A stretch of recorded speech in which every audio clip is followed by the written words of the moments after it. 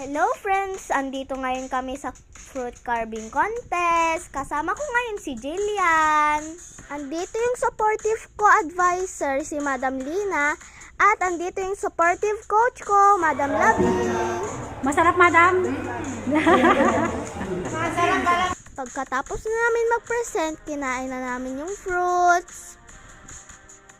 Pagkatapos na, nag-awarding na. Second place kami. For the fruit and vegetable carving, the second place it goes to Songkoy Elementary School! Congratulations sa amin ni Jillian, ng best friend ko. Ang galing namin, 3 days lang kami nag-practice. Good job! Thank you, Madam Lovely, sa pagtuturo sa amin. That's it. Bye-bye!